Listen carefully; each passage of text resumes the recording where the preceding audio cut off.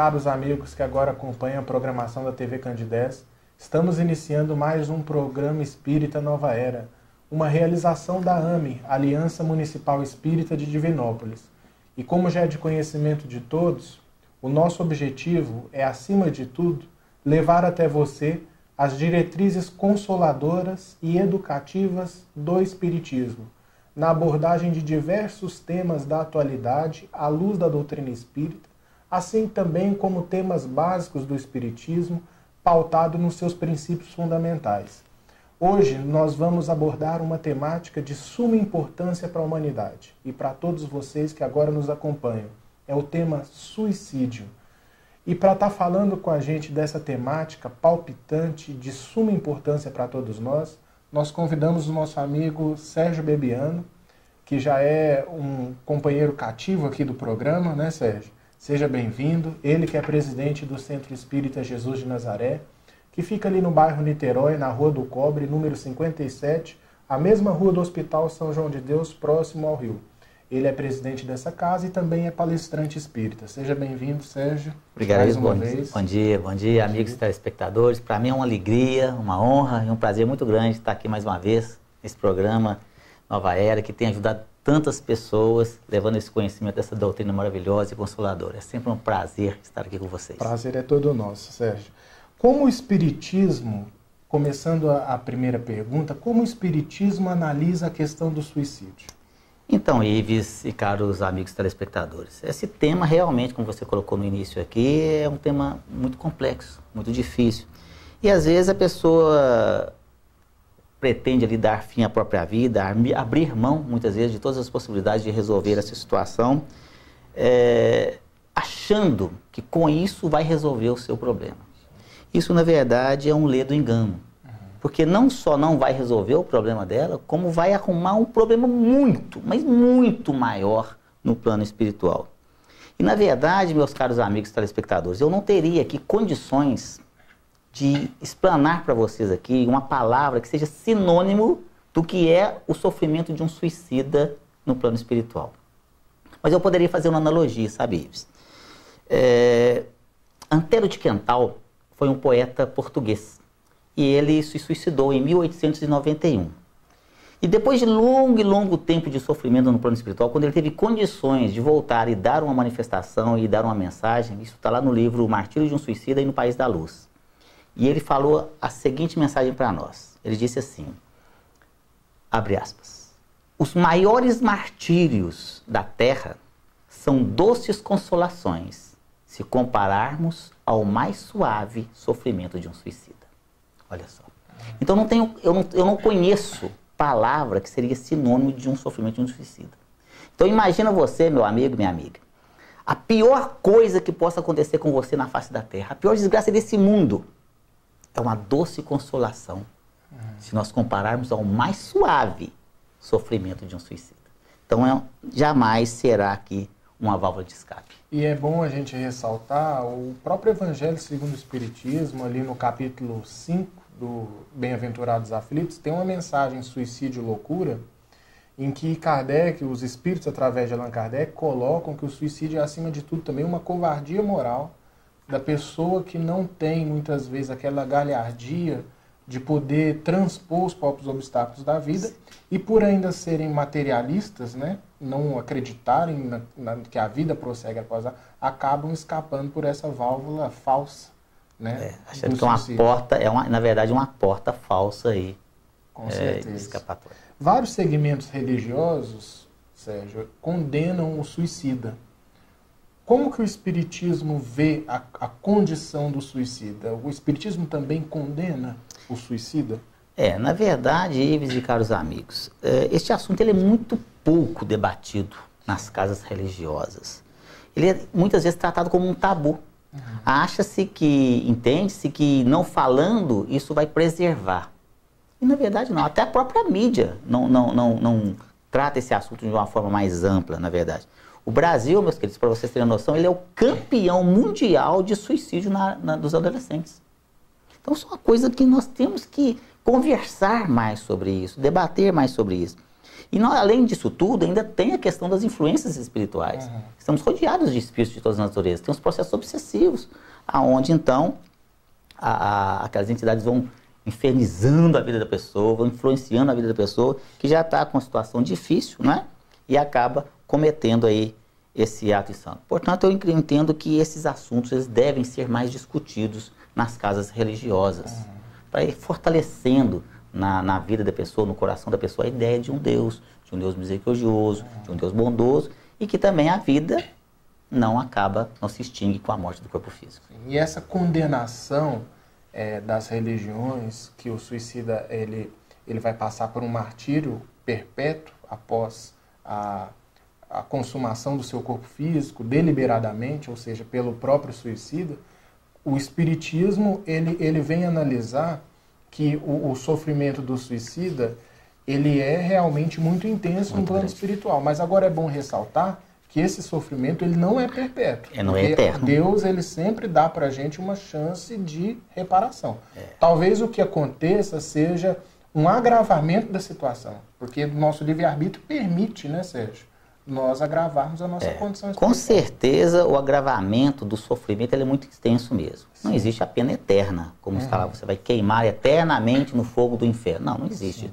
Mas o sofrimento é muito grande, como nós acabamos de colocar aqui. É muito grande. Esse, definitivamente não é uma opção a ser tomada. E uma das figuras de linguagem, assim, dos exemplos que Emmanuel coloca no livro Consolador, ele fala qual que é a primeira impressão do suicida após desencarnar. E ele fala o sentimento de frustração. O sentimento de frustração de não ter resolvido os problemas, né, que ele ilusoriamente achou que ia resolver, ver que a vida continua e ver o sofrimento agravado pelo ato que ele cometeu. Então a frustração ela é dobrada.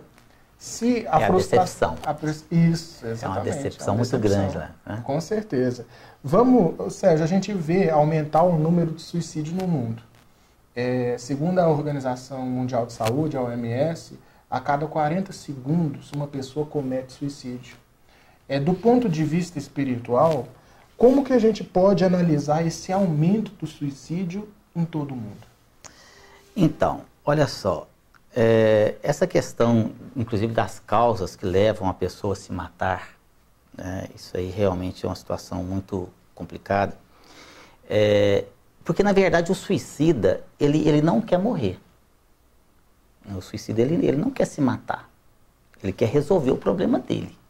Se ele conseguisse resolver o problema dele, ele não se mataria. Sim. Na verdade, ele acha que morrendo acaba-se o problema, tá certo? E aí, uma série de situações que acontecem com a pessoa que leva ela, inclusive, a essa questão do suicídio aí, tanto que está acontecendo no mundo inteiro, na verdade. Sim. Isso não é só no Brasil, em diversos países, em todos os países tem essa situação. E depressão, a questão dos problemas mentais também, da drogadição, tem as questões dos problemas financeiros, problemas de relacionamento diversos, e a pessoa não consegue conviver com a perda daquele relacionamento. Tem a questão do bullying, e aí a gente vê também, inclusive, essa questão no site agora do Baleia Azul. Sim. E aí tem aquela série que ficou muito famosa na televisão, 13 Razões Por Quê. Então isso tudo tem que ser muito discutido, muito debatido, essa situação. E aí vemos essas questões a aumentar de uma forma exponencial. E deve ser discutido isso muito. Mas, você falou uma coisa muito importante aí, Ives. Nós vamos ver lá no Livro dos Espíritos e também lá no Consolador sobre a questão do que aguarda o espírito ao recém-desencarnar pelo suicídio. É a decepção. A primeira coisa que acontece ali é a realidade, a decepção com a realidade da vida que não se extingue com a morte do corpo físico. Vida essa agravada por tormentos pavorosos em função ali de que você,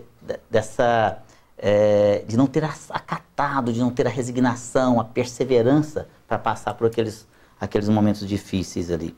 E a gente vai ver isso muito no Livro dos Espíritos, que completa agora esse ano 160 anos, 18 de abril de 1857, completou 160 anos.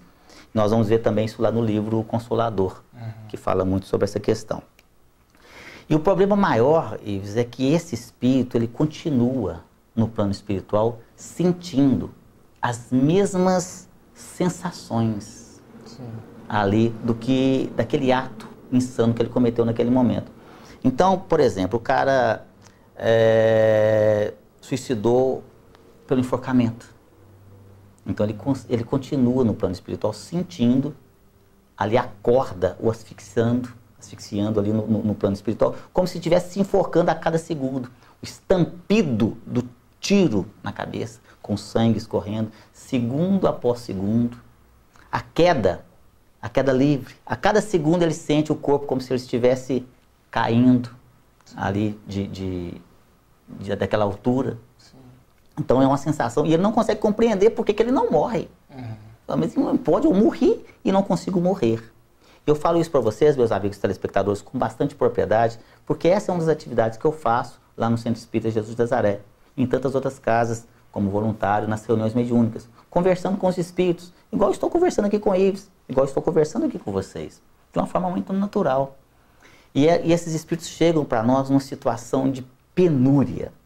Meu coração corta de dó quando eu converso com esses espíritos, e no desespero, e eles pedem para morrer. Mas eu quero morrer e eu não consigo morrer. E ele não consegue compreender por que ele não morre. É uma situação delicada. Tem até um caso interessante, que se não fosse tão trágico, seria até hilário. Quando eu comecei na doutrina espírita, na área mediúnica, estudava muito. E então comecei as atividades na área da reunião mediúnica ali, como orientador. E tinha um dirigente da reunião mediúnica, que é o meu grande amigo, sou João Balbi, da qual eu já mando um abraço e tenho um carinho eterno, uma dívida de gratidão com essa pessoa. Me ajudou muito. E ele era o dirigente da reunião mediúnica, então ele me ensinava como fazer. Então a gente estudava bastante a parte teórica, mas na parte prática a coisa era um pouco diferente. E um dia eu estava na reunião mediúnica, conversando com os espíritos, e um espírito manifesta. E ele falou assim, água, água, água, água. Eu assim, calma, meu irmão, nós vamos te dar aqui um copo de água para você. Eu pensava que o espírito estava com sede, né? Que o espírito sente muita sede também no plano espiritual, sente fome, sente frio, sente dores. Mas na verdade o espírito tinha morrido afogado, suicidado. E eu queria mais água, toma mais água para você, que o espírito estava cheio de água lá para... Mas a gente até brinca um pouquinho aqui, mas é uma coisa muito séria. Porque olha só, imagina você durante anos e anos, vai saber quantos anos, talvez séculos, aquela água passando por cima do seu corpo ali e você não conseguindo compreender aquela situação, o que está acontecendo. Uma outra coisa interessante também que é importante a gente ressaltar, que às vezes a pessoa não suicida apenas porque está passando por situações difíceis, seja de financeira, seja de saúde, enfim, também suicida na ânsia de encontrar com o ente querido. Aí é o sintoma da perda. Eu perdi minha mãe, eu perdi meu filho, e aí naquela ânsia de encontrar com o ente querido, ela comete esse ato insano e tira a própria vida. E aí nos ensina os nossos amigos espirituais, e está lá também no livro Consolador e também no livro dos Espíritos, que muito distante dele vai estar. É aí que se distancia mais. Aí que se distancia mais. Que além de não obter o que gostaria de desejar, que era o motivo do suicídio, que é estar próximo àquele ente querido, além do sofrimento, dele estará mais distante ainda. Estará mais distante. Né? Para você que agora acompanha a programação da TV Candidez, nós estamos apresentando o programa Espírita Nova Era. E o tema de hoje é suicídio. Então, para você que ligou o seu televisor ou que está mudando de canal, essa é a nossa temática dessa manhã. Sérgio, quais as causas que levam o indivíduo ao suicídio? E também existe uma pergunta atrelada a essa, que são as consequências espirituais a longo prazo. A gente meio que respondeu a questão do sofrimento do suicida, mas ao longo das reencarnações, as sequelas, talvez elas ainda persistam, né? Quais as causas, as motivações emocionais que desencadeiam ou que levam a pessoa a cometer o suicídio e quais as consequências espirituais a longo prazo? Veja bem, como a gente acabou de falar aqui também, a questão, uma das causas que tem levado as pessoas a esse ato insano é a questão da depressão. Sim. Uma tristeza, uma falta de vontade de viver e a falta na crença, na fé em Deus, de uma providência de vida, de uma providência divina. E isso acaba levando a pessoa a cometer esse ato insano. O materialismo estaria por trás disso? Também, porque a pessoa... Imagina a pessoa que não acredita em absolutamente nada na vida após a morte. Sim. E ela está, por exemplo, com uma doença terrível. Um câncer, por exemplo. Olha, você está com câncer, uma doença em fase terminal e não tem cura. Se você olhar única e exclusivamente pelo lado material, é até racional. Bom, eu não tenho cura, estou num sofrimento terrível, então melhor acabar com a vida. Mas aí é que está o ledo do engano, porque a vida continua. E a provação que você está passando agora, a expiação que você está passando agora, é necessária para o seu próprio crescimento espiritual. E ela é passageira, está no corpo físico.